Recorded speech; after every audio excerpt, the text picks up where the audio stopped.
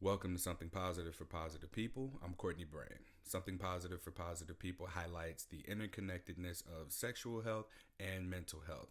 I interview everyone from professionals in the field of STD prevention and mental wellness, as well as people who have everyday lived experiences navigating the stigma of STIs, sex in general, as well as the challenges that come with any sort of mental health status change. Today's episode features someone who bridges the gap. You bridge a lot of these intersections based on the conversation that we had. I am going to allow for you to introduce yourself, Nina. Can you start with your pronouns and then whatever you want us to know that you do? Yeah, my name is Nina, and my pronouns are they, them. I am an artist. I am a sex worker. I'm a mental health counselor. And I'm someone who lives with chronic pain. Oh, I didn't know that fourth one. Wait, one, two, three. Was that four? I didn't know the last one. I didn't know that you. Did we talk about chronic pain at all? We did, yeah. We talked a little bit about pain with sex. Ah, okay. And what was the word? It was. There's a name for it. What did you call it? P. Um, It's not. I'm not sure what word you're. Was it pelvic? It's not Oh, pelvic pelvic. I inflammatory. have. I have been on a journey with pelvic pain for quite some time and have been misdiagnosed with several things, but really landed with pelvic congestion syndrome, which is actually a vascular condition in my pelvis. Okay. Can you, while we're here, tell me what your experience has been with healthcare providers in receiving that not diagnosis? I imagine that you've had to go to several people about your symptoms. Can you tell me a little bit about that particular journey before we get into what I wanted to ask you about? Sure. I think this is a huge encyclopedia of information. I've been dealing with chronic health issues for over a decade, but this issue specifically has been quite tumultuous. There's a lot of medical misogyny.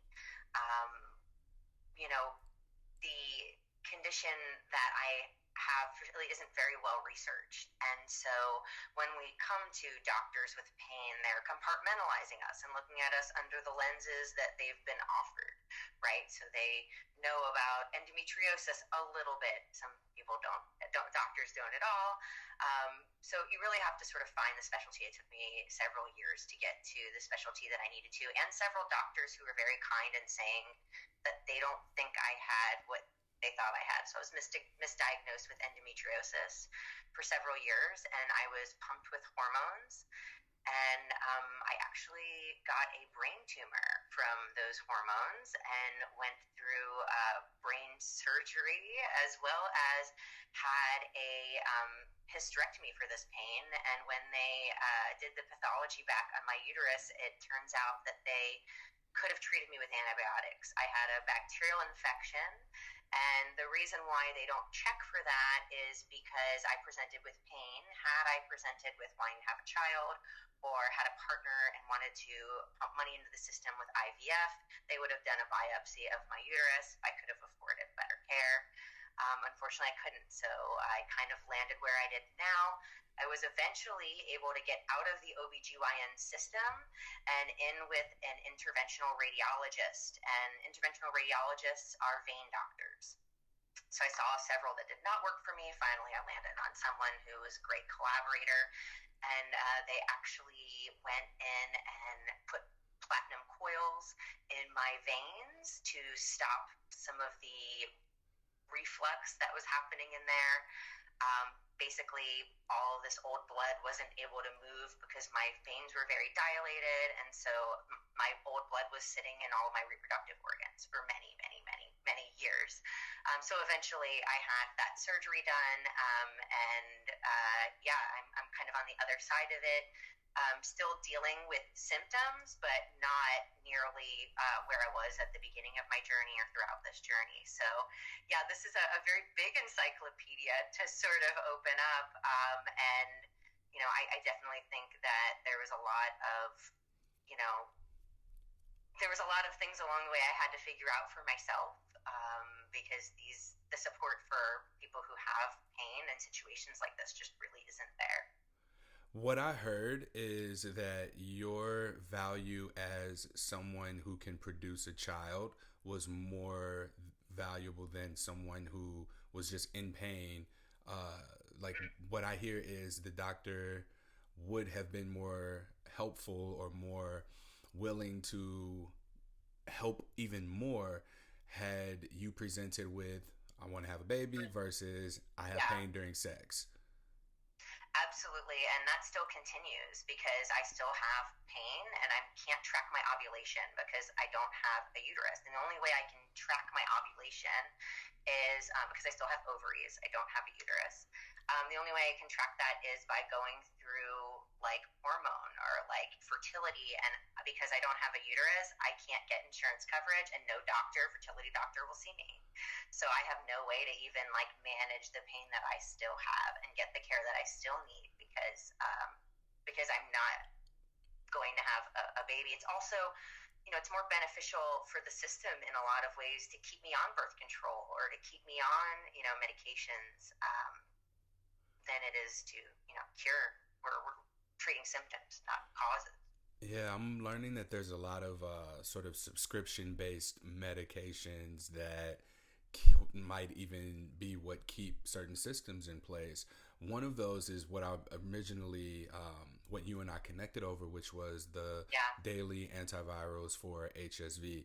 Now, this conversation, I don't want to just like skim past it, but this is a much more in depth convo. I would love to connect you with someone who hosts a podcast on the topic of the treatment of queer people in healthcare. If you're open, can I please connect Yeah, you? absolutely. Yes. Yeah, sure. All right, cool. No, So, love being connected. all right, and then I'll try and link that here so that people can hear more of that story if they're interested. So, you and I connected over a poll that I've been doing this probably over the course of the last 5 days on Instagram, which is about antiviral use, the daily antiviral use, whether it be acyclovir, valcyclovir, and I think that there's another one, femcyclovir. I don't know if this is new or what, but I've been polling the Instagram following of at H on my chest, seeing what people are doing for treatment. So the question was just, do you take antivirals daily? And then another question was, have you passed HSV on to a partner? And what I found interesting was that 2/3 of people who aren't on antivirals daily, and 2/3 of people have not passed herpes on to another partner. Now, there'd be a whole nother way to ask this question to find out how many people who don't take daily antivirals have not passed herpes on to a partner. And that's a much more in-depth study that will probably come in the future. But I found this to be really interesting in a sense of how to go about disclosing.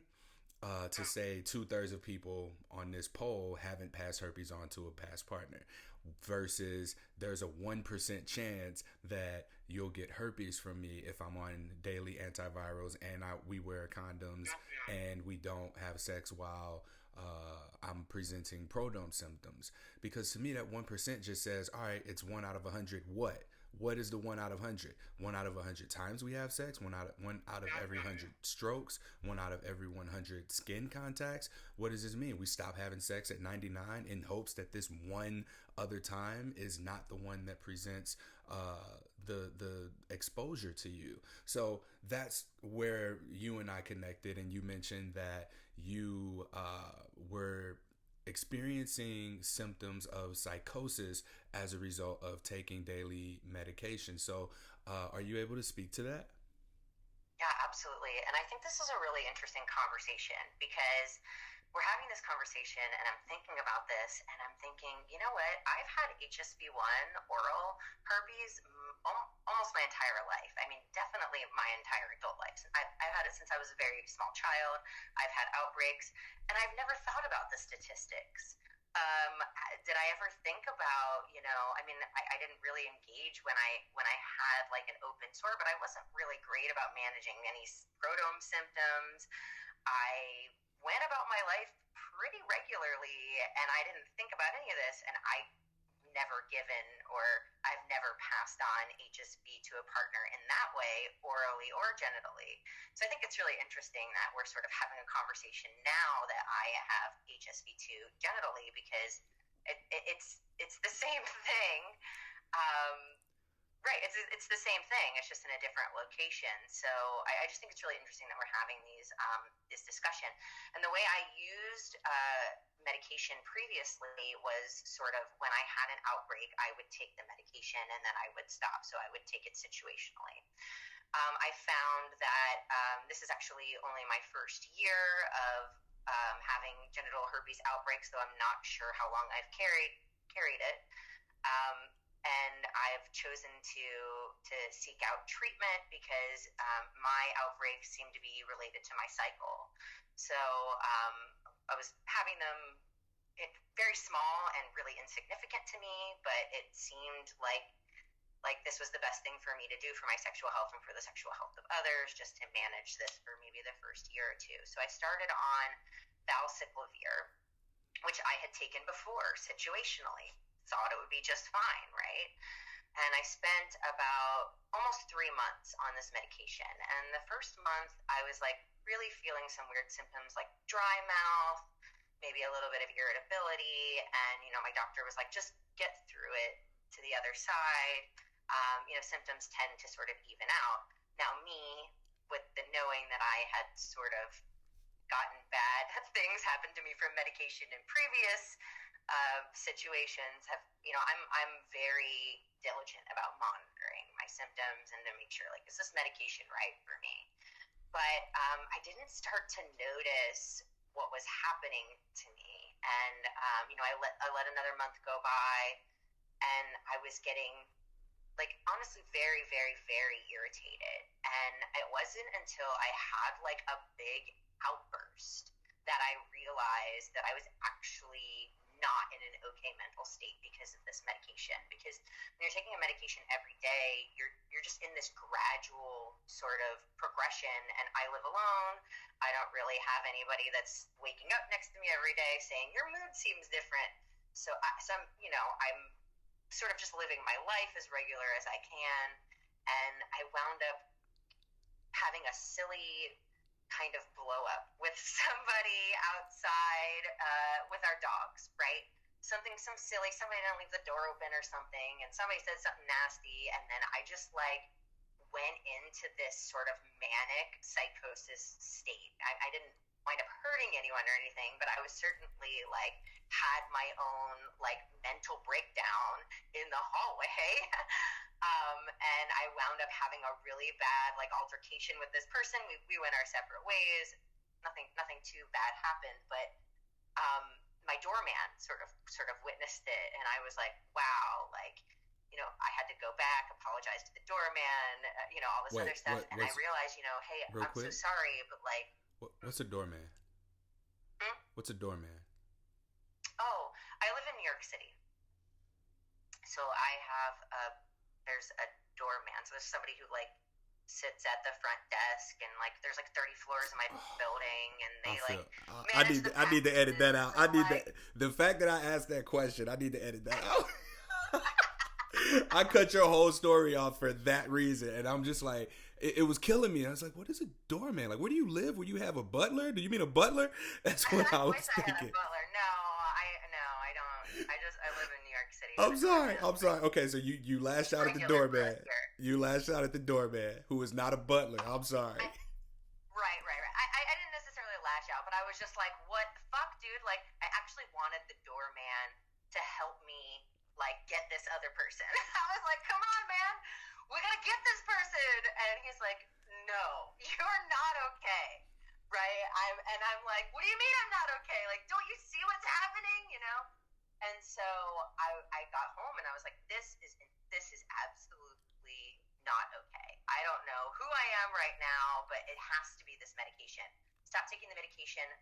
Literally within 48 hours, I was reset. I haven't had any symptoms like that since. But I will say that through those 3 months, as these sort of symptoms were escalating, my doctors were like, oh, don't worry about it. Symptoms are very rare. And I checked in. I was like, hey, I don't think this is okay. And they were like, that's not really what's happening. And I would also say doctors get kickbacks from prescribing medications. So, I don't know how ethical these systems are, but like, maybe it is rare. Maybe I'm just the person who gets all the rare symptoms, but one in who? How many people are going to have these symptoms, right? So I think it's really important for us, and I think the moral of this story and the theme is that to trust your own experience versus what's given to you, right? Like people are going to tell you how you're supposed to react. People are going to tell you how things are going to make you feel, but you really don't know until you get there. And that you really have to make the best decision for you.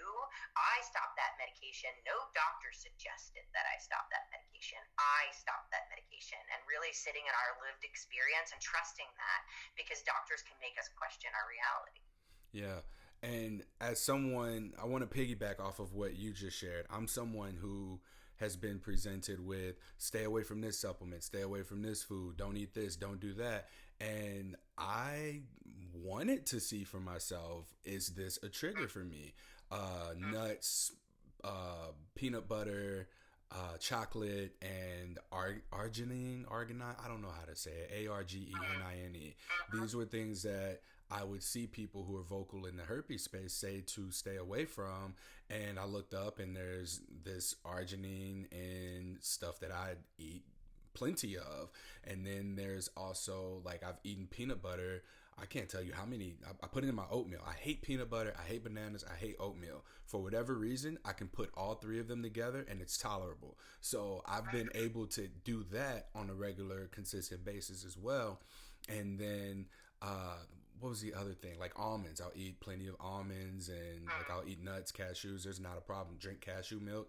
And if I were to have allowed for what I heard from other people's experiences and from whatever the research is that's out there, and not have my own lived experience, like I wouldn't have known that this, there are exceptions to the rule, right? Yeah, So, absolutely.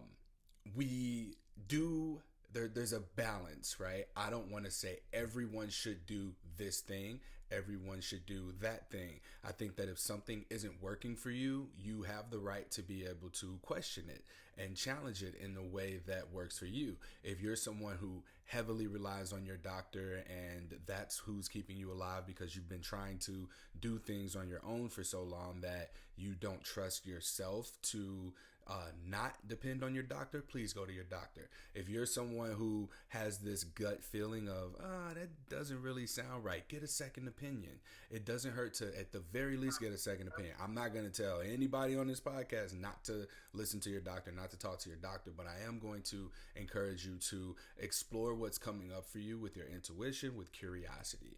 Ask yourself, all right, why am I doing this? Why am I altering my life completely after receiving a diagnosis for something that I could have had for years, and now I'm making all of these drastic changes in my body simply because the internet says I shouldn't eat peanut butter anymore? And like I said, we don't know how long we've had it. People who immediately go on to antivirals from the poll, it seems like there's typically, I would say 3 reasons that people go on daily antivirals. One of which is simply because their doctor said it. This was just a recommendation for you to go on to daily antivirals right away.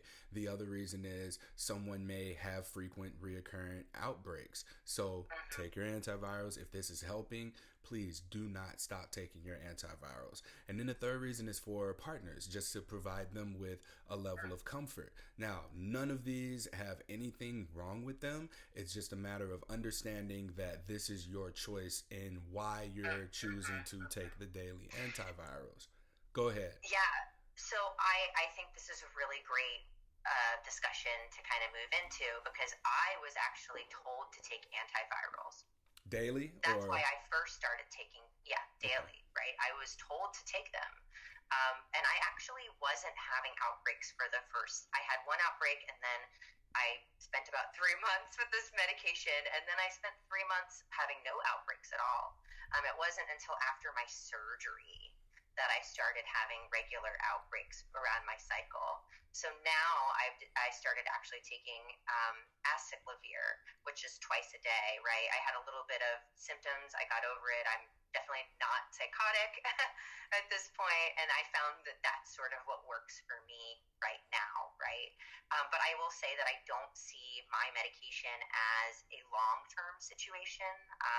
I see it as sort of like a short-term get over a hump situation, and I think you should actually absolutely trust your doctors, and so doctors have saved my life, right? But the thing is that we just have to remember that there is a power structure and a hierarchy and capitalism and all sorts of things that are tied up into this, and that us making the best decisions for us really is the most important part. So I think motivation is part of it, right? Like, I was just told to be on it, and then I was on this drug that made me psychotic. Yeah. So there was some challenge after I shared your post about different articles that were out talking about the relative time that passed between when a person was diagnosed and treated and then developed these symptoms of psychosis, I believe.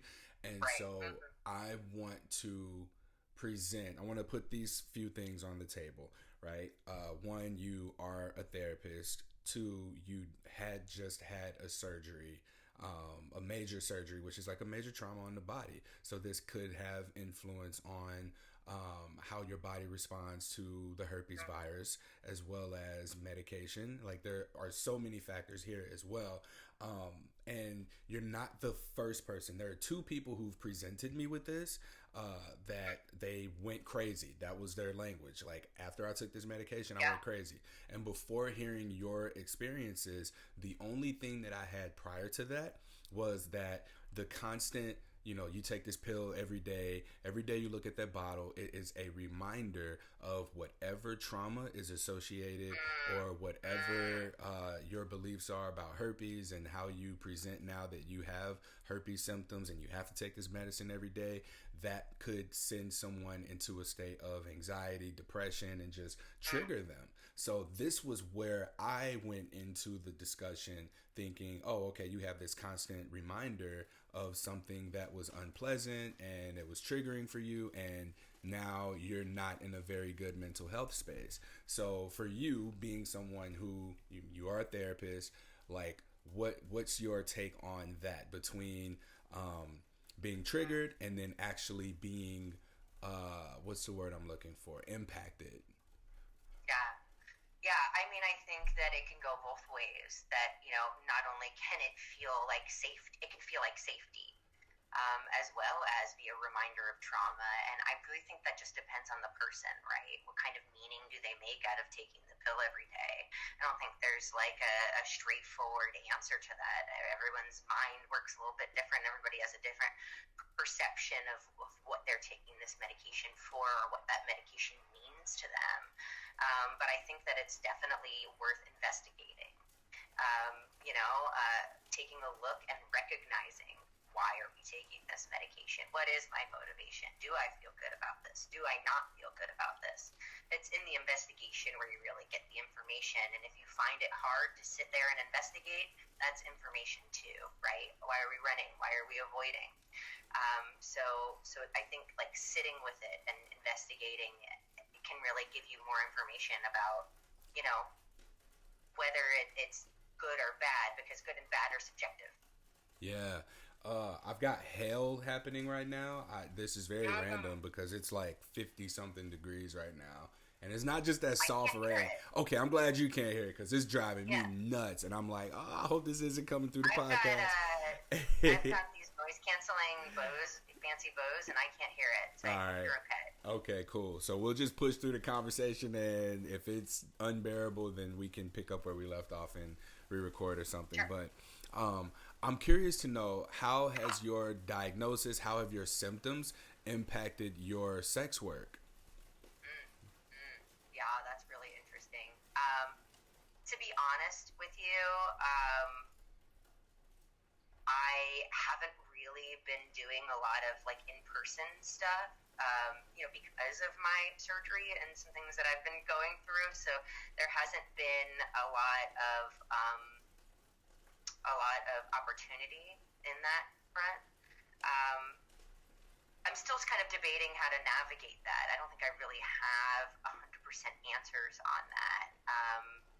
I haven't worked with any new clients or anything like that. So, I can say that the people that I've been with, I've all disclosed to, but that's not to say I don't know how I'm going to proceed in the future or how I even really see that work. It sort of comes when it arises, and I make the decision as I go. So I feel also, though, in a way that, a lot of people think that it's risky to sort of engage with people who have a positive status, but I actually think there's just so much information in that, and your random hookup at the club is way more risky than someone who's disclosing their status to you, or someone who's even aware of their status, even if they don't maybe disclose it in that moment. I know there's probably like a lot of ethical and moral decisions and debates that we can have about that. Yeah, I would say I haven't had an opportunity to engage much in this past year since I've been positive. I have to say that it's impacted me psychologically. I mean, even though I am someone who already has dealt with chronic pain with sex and have had conversations navigating what sex looks like with people in the past, I still feel the shame and the stigma as well, and it actually feels even more complicated, right? I mean, I hold 3 different identities that make sex really not status quo, and that is, 1, chronic pain, 2, my status, and then 3, my trans identity. So, there's a lot to talk about, right? I'm not someone that just engages without conversations. I haven't been for quite some time, but I would say that, this status has still impacted me on maybe how much I do put myself out there. And, sometimes I do avoiding, and, maybe that's why I haven't done as much, sex work in this past year, right? Because maybe I am avoiding it in some way. So I think that it's twofold. I feel really blessed because I've been sort of managing my life in this way for quite some time already, that it doesn't feel like a huge lifestyle change. But I can say that I still feel the social stigma, and, still doesn't feel like I still get that rush, upon disclosure and things of that nature. Absolutely. Okay. And then what kind of therapist are you? So I work at a queer private practice. I work with both individuals and couples, mostly with narrative and psychodynamic techniques. I work with individuals who are exploring identity, dealing with disability, dealing with all kinds of regular life issues and issues that are specific to the queer community. Okay. Has your identity, has your career more so impacted the way that you've dealt with your diagnosis, or has it been like your life experience? What do you feel like is the most useful to you as you've navigated and are navigating stigma of having an HSV diagnosis? Yeah. I think everything that I've done has really supported me in managing this. Definitely lived experience. I honestly feel like sitting strong in your identity. If I had to think about the one thing that really helps me, and that's the fact that, I'm okay with me. I've already had to do a lot of life navigating. Who am I, right? How do I relate to people? All of these things, knowing all these things about yourself can help you stand firmly in who you are. And when you stand firmly in who you are, then it doesn't mean as much when someone is in front of you not reciprocating or validating or doing whatever you expect them to do. I love that answer because it had the word identity in it, and identity validation. Like I'm a firm believer now that self-care is not bath bombs, going for a walk, working out, drinking, Yeah. Oh, yeah. buying a bottle of wine. I think It can that be. a more accessible and universal form of self-care is actually identity care. And someone put me on to someone that I've heard the name, but I haven't been familiar with their work, Audre Lorde, who I wrote the Yes. quote. I wrote the quote down, and I said I was going to start looking at her work. But what she expressed was that self-expression is like a revolution. I'm not gonna butcher it. I'll put the quote in the. Maybe I just need to write it down. Like, I don't know if you ever watched The Simpsons. Yeah. Oh yeah. What's the book say? Is there a quote? Is there a quote? This one's, I don't know. I'm not sure what book you're referring to. Like, Audre Lorde has many books. It's just a This quote. is Sister Outsider. I also have the Cancer Journals. That's Okay. also a great one that I have here. It's a quote on Audre Lorde is self-care. amazing.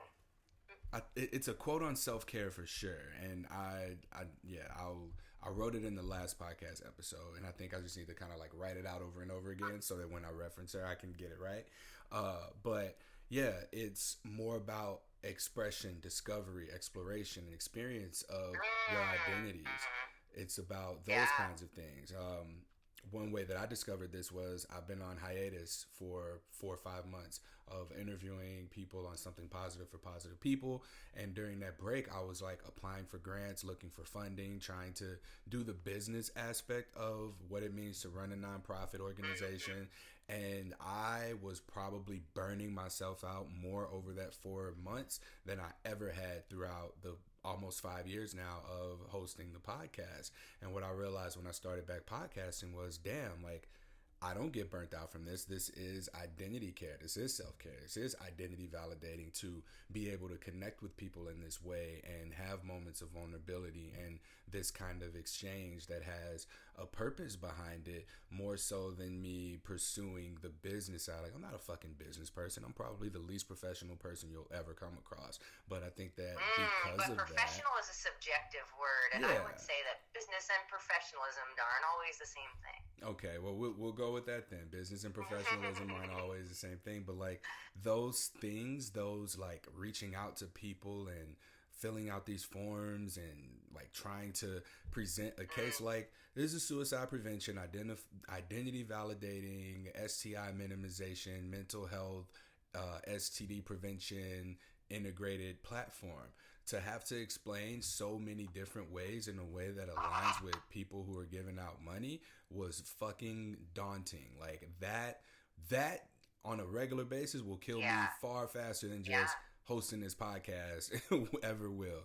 But that's what I mean when I say like identity validation. If I'm someone who identifies as a podcaster and I'm not podcasting, I'm slowly eating away at my soul because I'm not doing that thing that aligns with me. So my question to you now, given your overlapping identities, what does identity validation, self-care, expression look like for you? Great question. Great question. So I think that you're right. Self-care isn't just taking a bath and eating chocolate or going shopping. I think it can be. I really think it depends on the mind you do it with. Ooh. Absolutely. You can take a vacation, and if you're in a shitty mood, you're fighting with your partner or whatever, that vacation's going to suck. You could not have a vacation. You could have a staycation sitting at home and have the best time ever, right? Just sort of depends on the mind you bring to it. So I do believe that self-care is actually self-parenting. Go on. So, a lot of our relational patterns are built from an early developmental years, and how we sort of related to our parents or our caregivers at the time really defines a lot in how we sort of relate now. So it's this idea of, as we get older, we start replaying these situations and trying to basically have a different a different conclusion or a different resolution to sort of this same event over and over again, which is quite madness. So, that's why we feel like we're not getting anywhere, or why we feel stuck, or why we feel unlovable or not worth it, right? And so if we start like parenting ourselves, doing self-parenting, doing the good self-talk, it might look different to everyone. Some people, maybe it's journaling. I think there's definitely benefit in moving your body. I'm not sure if you've read The Body Keeps the Score by Bessel van der Kolk. I'm actually in sessions with Bessel van der Kolk himself, talking in a small group every week for the next year. And so I think that paying attention to what we're doing somatically is self-care. Self-care is checking in versus checking out. Damn. And that's the episode title. That's the episode title. And the thing is that's your identity work. If your identity is linked to your podcast and your podcast is going great, that's great. But is your podcast going to always go great? I got you right there. So during that time period, I wasn't hosting this podcast. I was recording a podcast that was kind of like an out loud journal for me. So I'm still getting the practice of podcasting, but it was just me talking out loud. And that got like at most 11 downloads, but it wasn't at all about the downloads to me. So to go from that and then to come back to this one, it's got 1,000 downloads over the course of a week or whatever. Like, it doesn't feel any different. 1,000 or 1, they don't feel any different. Yeah. Let me propose a different scenario. Ooh, give it to me. Okay. So if you're a runner and you identify with running, eventually your legs are going to stop working. Everything is impermanent. Anything external, particular, is impermanent, right? And we can talk about ableism. Ableism is this idea that like we're good, and then when people get old or sick people, that's not going to be us, but it will be us. So, and that can happen at any time. And me being chronically ill and being in debilitating pain for 10 years throughout my 30s, I can say that, I'm a dancer. Was a power lifter. I was an Olympic weightlifter, right? There are things I can't do anymore. Probably, there are ways that my life and my career and my identity were very much challenged because I couldn't do the things that I really wanted to do. And this sort of goes into this talk of, identity in terms of HSV2 or 1 or genital herpes, because are we defining our identity and our worth on our sexual partners? Right? What are we holding? How are we holding our identity, right? When your identity is stuck on something outside, that thing is going to change. Our bodies are going to change, right? Everything changed. We're not the same person we were. You look at a photograph of you and you're 6 years old, and that's certainly not the same person that you are now. So, this idea of identity and parenting or reparenting, self-parenting, it's all about, are you going to be okay and accept wholeheartedly whatever arises? You're going to sit in your identity, whatever arises. All right. No matter what. So that was very good. Challenging. If you identify as a runner, your legs stop working. If I identify as a podcaster and my voice goes out. If you identify as a bodybuilder and you just can't lift weights anymore.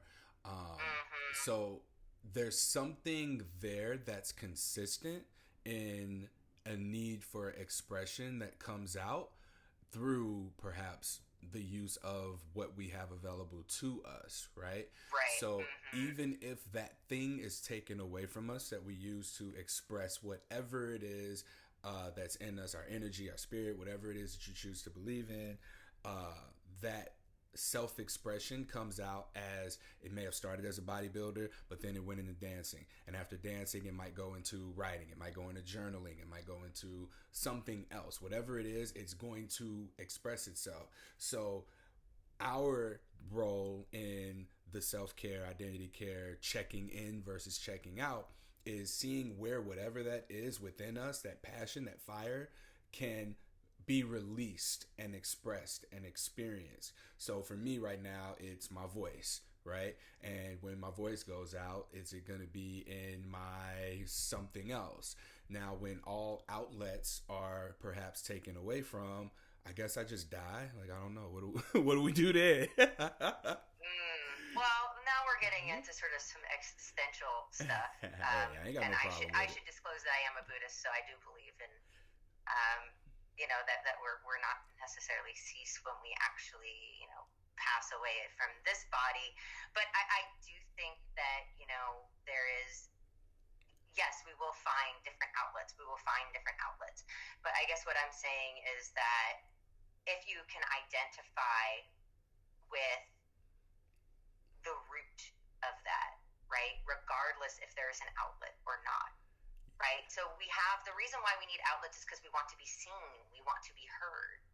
So once we can start witnessing ourselves and seeing ourselves, we can sort of fulfill some of that need that we're getting externally. Hey man, why you attacking me like that? Why you do me like that? You just put me on blast. This is solely my opinion. I mean, take it or leave it. No. You gave me an outlet to talk, so. And then you flipped it on me.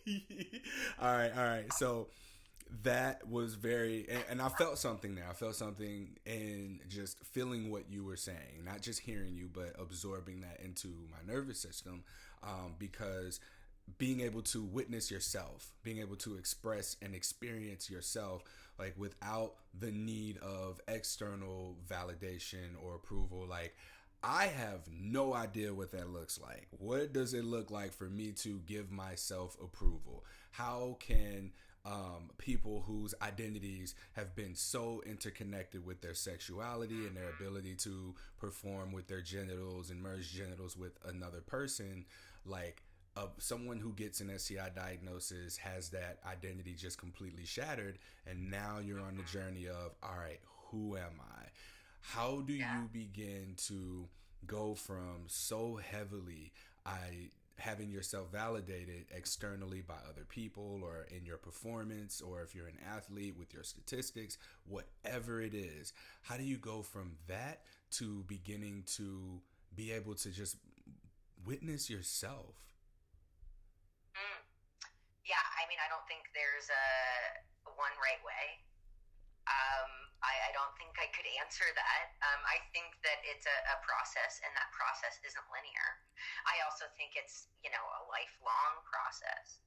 There's no destination to arrive to. I wasn't witnessing now, but I am I wasn't witnessing before, but I am witnessing, in the moment maybe, but nothing's static. So, I mean, how do you do it? You have to sort of figure that out. That's your work. So we gotta figure it out. No one can figure it out for you. You're gonna have to figure it out. We gotta break some shit. That's what I'm hearing. Hey, if you're a runner, all right, what happens when you can't use your legs anymore? Or if you're a rider, what happens if your fingers like do this thing, right? No, I'm just kidding. I mean, of course we use accessibility options that we have. We do workarounds. It's not just black and white, like we are and we aren't. But I think that it's just worth doing the investigation. I've also been a fitness trainer for quite some time, and one thing that I talk about in sessions is that, when we're working out, a lot of people work out to punish themselves. Or some people might work out because they think it's self-care, because they want to see a result of what they might look like later. And I would propose that we work out, right, to build awareness. We're building awareness in our body. There's no destination to reach, because bodies are ups and downs. I would say the same thing with our mental health.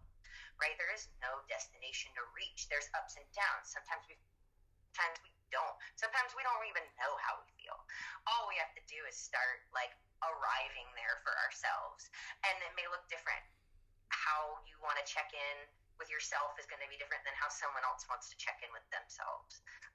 I mentioned journaling or, meditation, or, I could say all these quintessential cliche things. It could be anything though. It's about your own lived experience.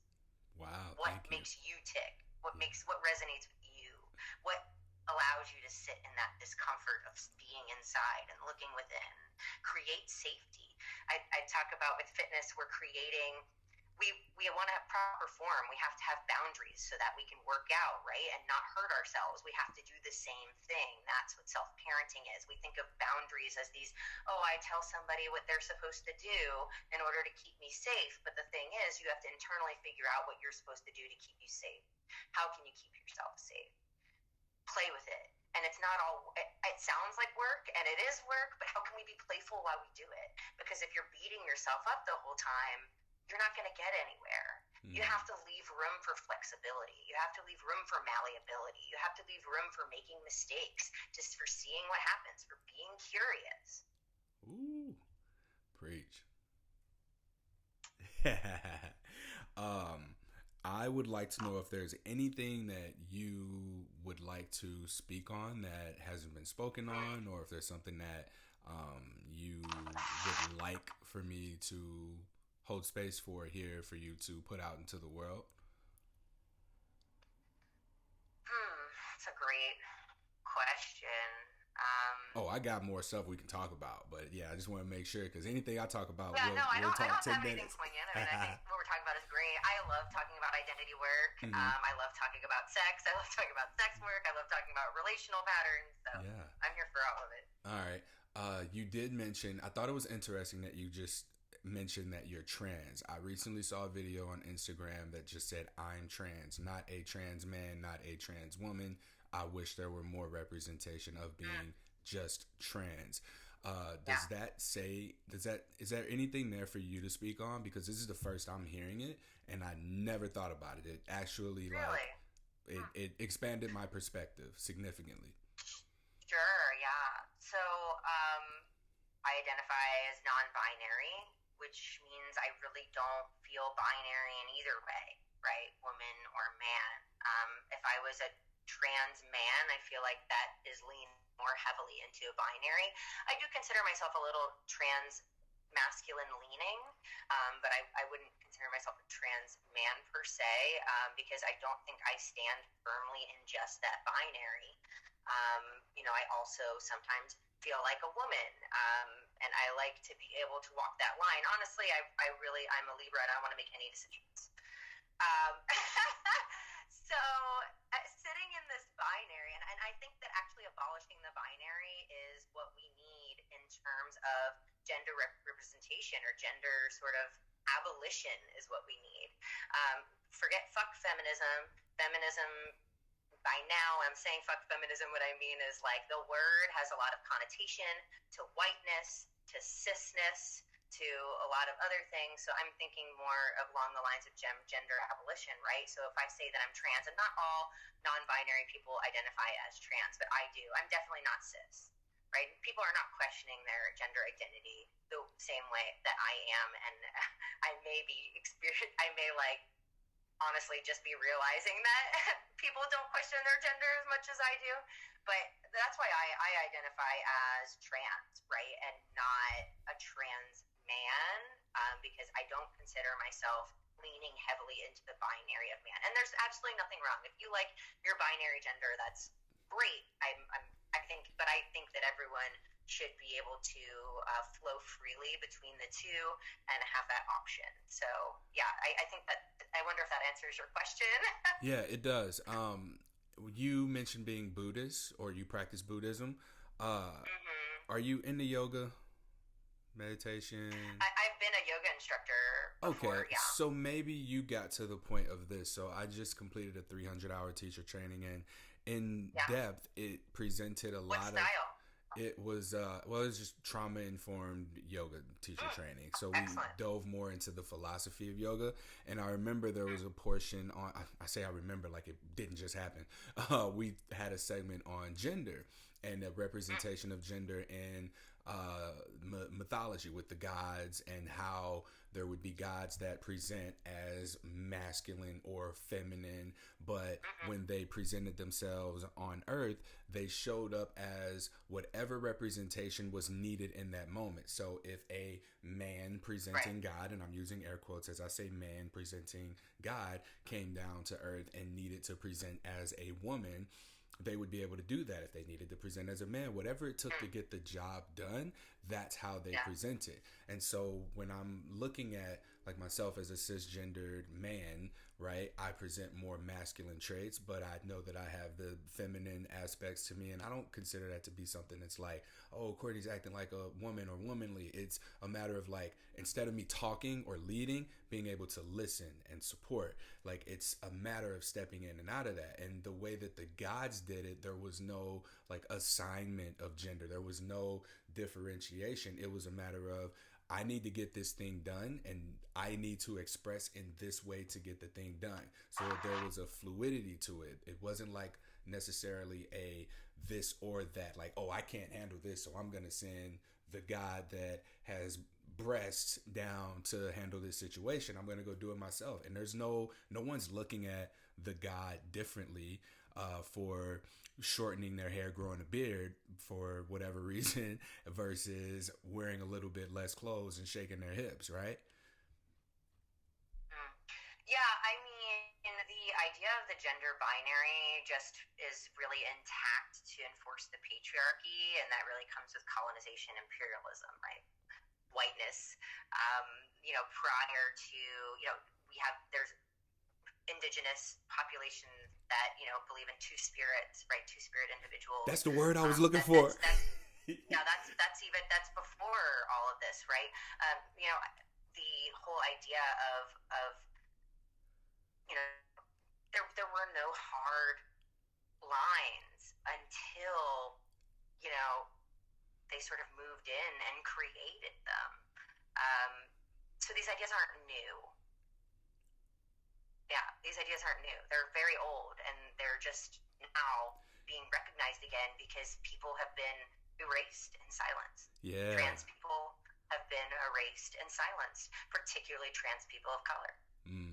Thank you for sharing that. I like that, it's not new. It's been around. We're only just now hearing about it because of, let's say, accessibility of information and being able to communicate at a much faster pace and being able to share and express our identities, and also alongside the bravery of people who do speak up and express themselves and choose to step into the space of putting themselves out there as like a beacon of hope for people who might feel that same way but may not have their identities reflected back to them in media or wherever it is that people are consuming information or looking to be seen in the way that aligns with how they feel on the inside. So that identity validation in that sense is shit, man, life-saving. Like, let's just call it what it is. Yeah, absolutely. Yeah. We talk about being seen, right? The best thing that you can do for a trans person, if you have a trans friend or a colleague or community member, is to support their identity in any way you can, right? I'd say the things that are people advocate for me when people correct other people on my pronouns. Like, that feels great. I don't have to do that work, right? So that's like a great way to be an ally. But I think actually like the best way to be an ally to trans people is to question your own gender. And not in a way like, am I a man? But what things about being a man don't you like? Right? What ways are you subscribing to the binary in order to fit in, right? Which ways are you staying away from, not leaning into the discomfort of? What things are you avoiding about yourself that, maybe don't fit in that alignment, right? And it could be as simple as, well, as a man, I don't want to be the breadwinner. Cool. That's some non-binary shit. You know what I mean? Like, yeah. But that it's all connected, right? There's no such thing as like, if we keep men and women separate, right? You're just erasing so many experiences in between. And just thinking about what are my own in between experiences, I feel like is like a good way to be an ally. Way to call me out. So episode 202, and we can wrap up here. I speak a little bit about. I didn't mean to call you out. I'm sorry. Oh no, this is good for me too. Like, just like I do these for anyone who's listening, the other person who I'm engaging with, and it's also useful for myself just in having these open dialogues like this. Because for me, like, identifying as, I still have my own traditional beliefs about what it means to be a man, being able to provide and protect. I'm a big ass dude. I have no issue with protecting, but then providing. Like, I just made this move. I decided to go all in on running this nonprofit, running this podcast, and it's very like, I feel that I need to, like, so much of my identity is in making money and being able to take care of myself, partner, family, whoever. Like, whoever comes to me, I shouldn't have to go to anybody for anything I need. I should just have it or have the means of being able to get it. So that's something that I'm now, like, questioning. And, like, even with like partners who make more than me, if I'm going on a date or something, like, it's still, I'm gonna pay for things. No, put your wallet away. Like, that kind of shit is where I'm finding myself consistently challenged now, and I have to be like, I need to sit my ass down. I need to just learn to accept, or I need to, like, I recognize where this is coming from. It's from a place of this masculinity, toxic masculinity, or whatever, patriarchy, capitalism, whatever it is that we want to say. But you saying to, like, challenge those, your own gender identity, when you said that, that was immediately where I went inside my head. So thank you for that. This is how I'll be challenging myself and hopefully becoming better. Do you have anything to add to that? We got about 4 minutes before I got to wrap this up. Yeah. Yeah, I just want to say that, like, I feel like I gave a lot of my opinions, but I've been influenced by so many other people, and that, you know, people like you, right? People that you can reach out to on the internet who are, you know, having quote unquote radical ideas. There's so many people that have influenced me, particularly people of color, and I just want to, like, thank you for offering this space, because it's in the conversation that we can sort of move or make a shift in the stigma, a shift in the way we heal ourselves, not just medically but mentally as well. And I'm certainly not doing it by myself. I claim none of these ideas of my own. These are all ideas that I've adopted from my lived experience of just living with people. Yeah, thanks for this space, and you know, I hope that we can do more of this connecting and more of this sharing, because that's how we all grow. Yeah. Do you want people to follow you on Instagram or no? All right. It's all right. Well, last question I have for you. Sexual health is mental health. What are your thoughts on that statement? 100% sexual health is mental health. I mean, um, we are all of our parts are there to be looked at. We hold identity in all of our parts, and to think that we don't have a part that is sexual, even if that identity is asexual, is you know, sort of not looking at our full selves. So I do think that sexual health is mental health. No matter how you identify, it's really important for us to have that exploration phase and feel good about how we identify in our sexuality. And that can really, that, like we said, that identity piece. Sexuality is part of our identity, and regardless of the sexuality, like, that we feel like is closely aligned to us. So yeah, I think that it's important for us to look at all aspects of ourselves, and it's how we can really give a holistic lens for what's happening in our lives and in our relationships. Nina, thank you so much for your time and for being able to do this. It was just hours. I think it was, 12 hours ago when we were texting. I had just woken up. I'm rubbing sleep out my eyes, and I got your message about your experience, and I was like, hold on, what? Let's talk about this. So thank you so much for reaching out, and thank you for all of the wisdom that you presented us with here today. And yeah, we'll stay on. Don't go anywhere. I'm going to close this out, and then we'll talk a little bit afterwards.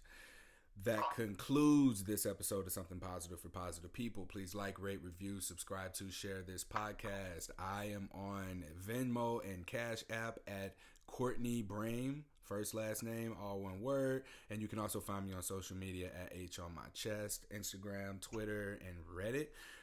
Yeah, if you want to continue to support, I keep saying our. I say our as if, like, it's not just me. I try to make the organization seem a lot bigger than it is, but my focus is going to be anchored in the podcast and nonprofits there. I'll still be pointing people in the direction of therapy until we one day miraculously just get a buttload of money to where we can pay for people to get therapy and start up these cohorts again. But in the meantime, you know, sexual health is mental health, and that's what we're going to be advocating for, making our way into these spaces in order to support as many people as we possibly can who need these services, who are navigating stigma.